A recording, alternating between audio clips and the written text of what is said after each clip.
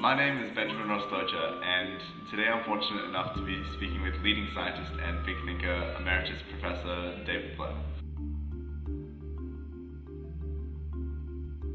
What was so important about the Wallow expedition and proving Einstein's theory? So how did that affect our understanding of the universe? Yeah, so in Newton's theory, in Newtonian physics, everything happens on a stage, and that stage is like a completely rigid, perfect stage of space and time, and things move around and they do the things on this stage.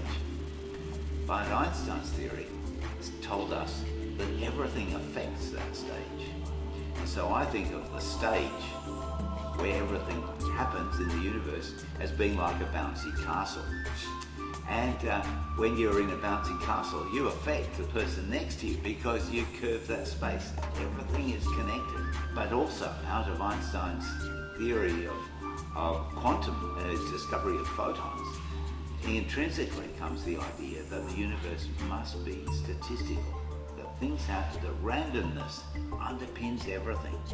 So suddenly, Einsteinian physics told us two really important things. One is everything is connected, and the other is that everything is statistical and not absolute. So it's a complete change in the way of thinking about the universe. How did detecting gravitational waves change our understanding of the universe? When space was a completely flat, rigid stage, it's impossible for a flat, rigid stage to have ripples in it, and so you can't have gravitational waves in Newton's physics. But Einstein's physics immediately told us you could have gravitational waves, and they are like a new sense, just like sound, hearing and vision are two senses. We've expanded our sense of vision with telescopes and microscopes and things, and we've got an incredibly powerful sense of vision, but we were completely deaf to the universe until gravitational waves allowed us for the first time to actually listen to space changing. So I often think of how sound is so important to us. Some of us have seen photos of children who have been given bionic ears, and it's switched on, and this sudden revelation, sudden smile, sudden, there's something new. And for us, humanity has only just switched on its bionic ear to the universe. Yeah. How is this new sense useful in astronomy? So, what kind of new objects can we detect, or is it more a case of can we detect the same objects in better and new ways? No, well, all the gravitational wave signals we have detected are not detectable in any other way. Gravitational waves is the only way of seeing these relatively small black holes. The black holes we're discovering are some of them about the size of a city, some of them are maybe 500 kilometers in size, and they're still very small things by astronomical standards. And to be able to see those is very, very hard. For the really huge black holes, in the last couple of years, we've just had the first observations of two huge black holes, the one in the center of the Milky Way. And we can see that by its effect on the light around it. But all these other black holes we have to listen to. The other thing is that light doesn't go through stuff very well. I can't see through you. Gravitational waves go through everything. Right. So gravitational waves allow you to see the heart of things. They're sort of like X-rays for people, where X-rays can go through people so we can see what's going on inside. Well, gravitational waves, we see what's going on inside. We're just at the very beginning of gravitational wave astronomy. We've had 7 years. So think of radios. We're still in the radio valves and cat's whiskers era of gravitational waves, and as we learn to harness gravitational waves, we'll be able to do more and more. And it's already uncovered all sorts of new measurement technologies like quantum squeezing and things called optical springs, all sorts of amazing new technologies that allow us to measure things smaller and weaker and otherwise imperceptible things that can now be measured. If we are, as you say, in the sort of the beginning stage of gravitational wave astronomy, where can you see this going in the next maybe decade? When I'm asked that question, I like to answer by quoting what Heinrich Hertz said when he had just succeeded in detecting electromagnetic waves and sending some waves across a bench. And the journalist said, "Herr Hertz, what's the use of these electromagnetic waves?" He said, "Of no possible use whatsoever. I'm just trying to prove that Maestro Maxwell was correct." So the discoverers are maybe not the best people for working out how this is all going to be useful to us in the future or where the technology is going to go. Heinrich Hertz would never recognize that a mobile phone was something that he had invented the basic concepts for.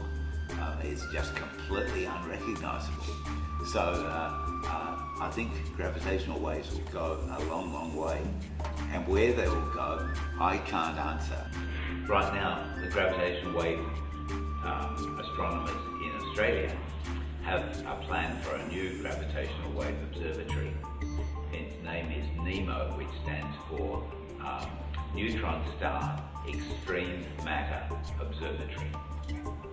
We like that name, NEMO, because of the movie.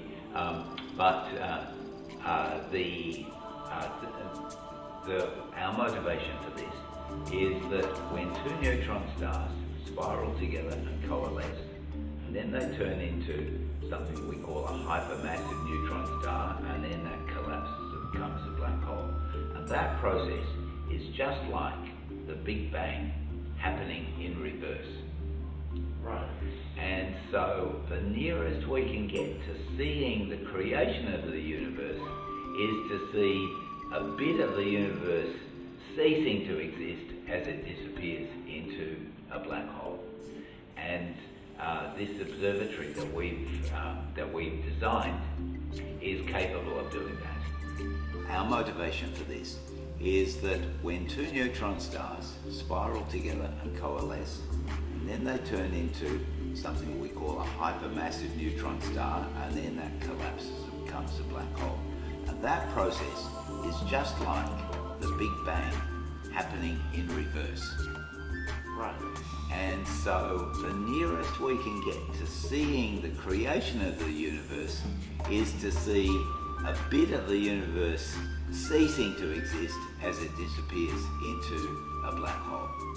And this observatory that we've designed is capable of doing that. In neutron star collapse, do we observe like a collapse of the space-time around it as well? Yes, yeah. And so at the horizon of a black hole, time ceases to exist. Space ceases to exist as far as we are concerned.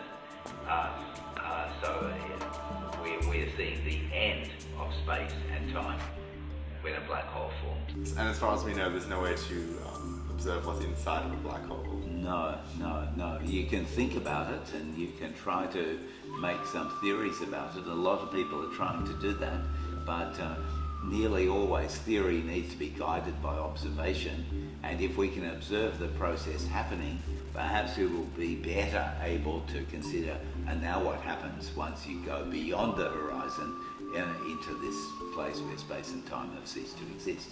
And of course, what we would really like to know is, what does this tell us about the creation of the universe itself? David, how do you think physics and physicists can help to preserve the environment? I'm deeply involved in our project called Einstein First, where we are trying to teach children about Einstein's physics. And Einstein's physics partly means the physics of gravity and things like that, and it partly means the physics of the quantum world, his discovery of photons. Well, nearly everything can be explained much, much easier by using Einstein's concepts. In a 19th century way, it's really, really hard to explain everything. For example, heat is hard to explain unless you can take the idea of atoms and photons. And atoms and photons are the foundation for our understanding of all these things. Understanding is empowering. And if you don't have a good understanding of things, people might say it's very important to go and look after the environment, but why? Why is it so important? Well, there are many, many reasons why it's important. One of the reasons is that from understanding the whole universe, we know this vast scale of the universe, and then we know that the Earth is a tiny little point, something very small, maybe you could say very insignificant, and yet we also know it is the only place we know of where the universe has given rise to the ability to understand the universe, and that is through our science and understanding. So we are simultaneously an insignificant speck and the most important thing in the whole universe. And given that we don't know why the universe is here, we don't know why the universe has got this ability to create organisms, us, able to understand the whole universe. So the universe has created consciousness, and this consciousness is able to understand the universe for the universe. You know, we're a part of the universe, and this is absolutely an awesome idea, and the preservation of the Earth is of such enormous importance because of the power of that idea. So then, how are we going to do it when we are faced with problems? Well, the first thing is, if you understand a problem, you can do it much better. So at the moment, people are told, well, carbon dioxide is bad for the atmosphere, but they don't know why it's bad for the atmosphere.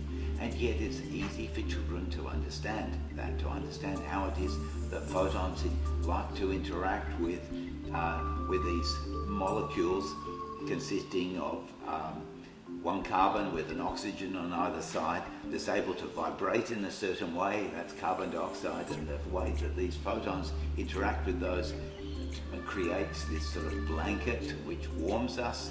And the tiniest little bit of it is enough to change the atmosphere. So all that physics is very clear and simple if you understand this whole whole Einsteinian physics. So educating people in the foundation of why and how the environment operates and like what could be causing it to be damaged and fail is really the first step, you're saying, to preserving that environment? Yes, I think knowledge is power, and the more people with the knowledge and the understanding we have, the greater the human ability of controlling what's often our greed that allows us to ignore the consequences of what we do. And what science lets us do is to understand the consequences of things. Science is prophetic. Einstein prophesied gravitational waves, and that prophecy was borne out by science. We have prophecy about the climate, and we also have power and knowledge that can allow us to prevent the climate being damaged anymore.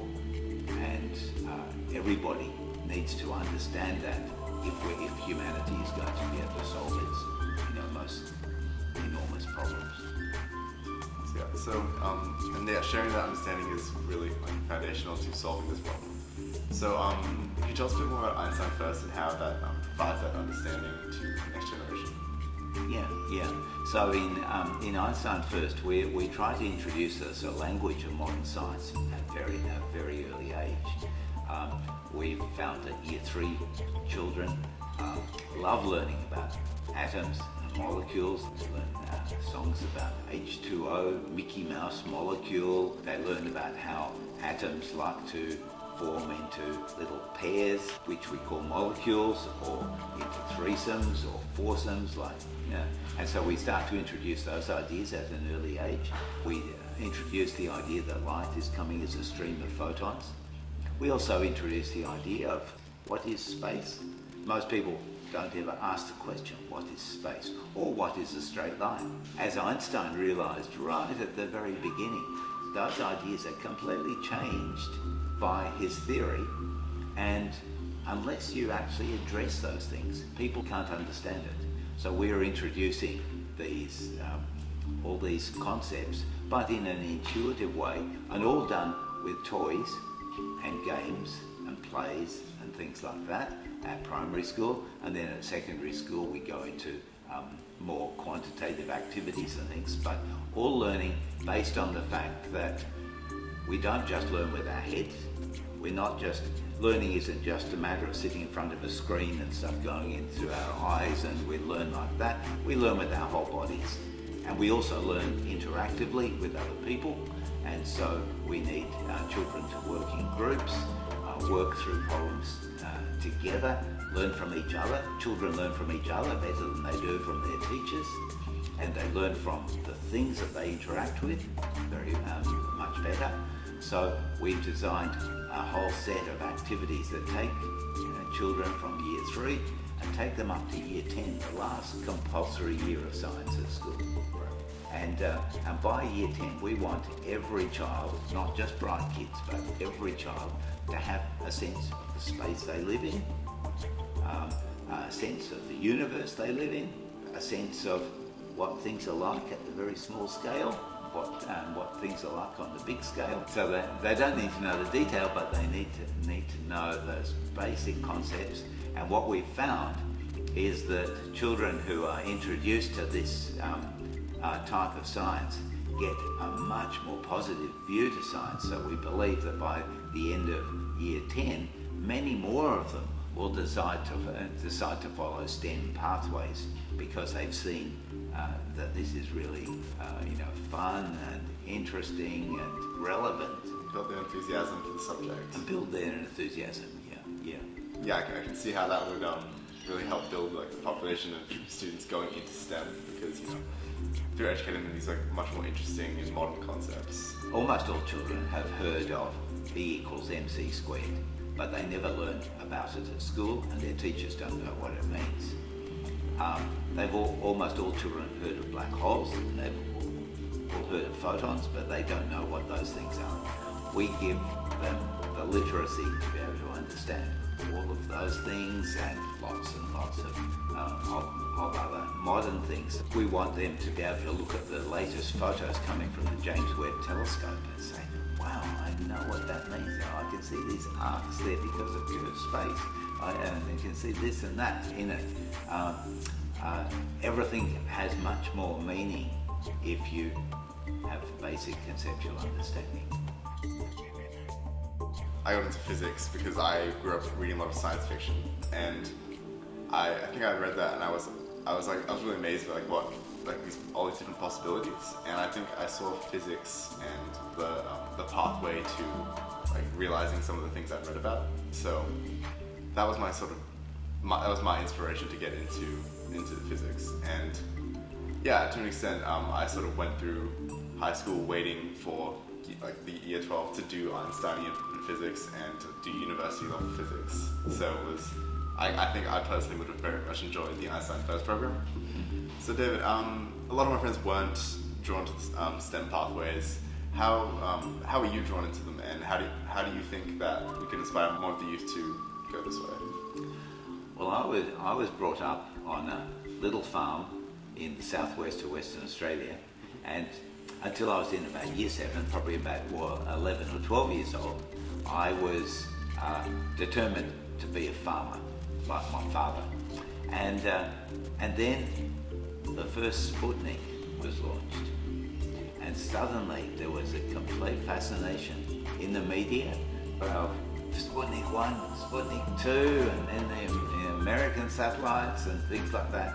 And I was suddenly switched on to science and to space and things like radios. From there on, I was completely fascinated by science.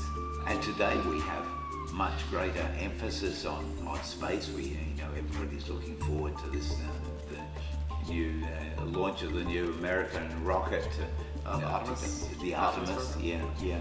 But I was swept up in that fascination about space, and so I think space is a really powerful vehicle, especially because there's still lots of space to be explored. We haven't sent people to Mars yet. All this sort of exploration. I guess human beings are motivated to explore the frontiers. Discovering gravitational waves was, for me, part of exploring the frontier. The discovery of Australia by Europeans was exploring the frontiers. Exploring the Australian continent by the early European explorers was the same thing. I imagine the Aboriginal people 60,000 years before were also the explorers. Intrinsic in human nature is this desire to explore, and I think we need to give children the opportunity to feel part of that process of exploration, and that means we have to interest them in the frontiers and not just tell them the old stories, the old 19th century stories, which is really what conventional science education in schools is about. It's learning all that 19th century stuff. We need to be teaching them the 21st century stuff. Awesome.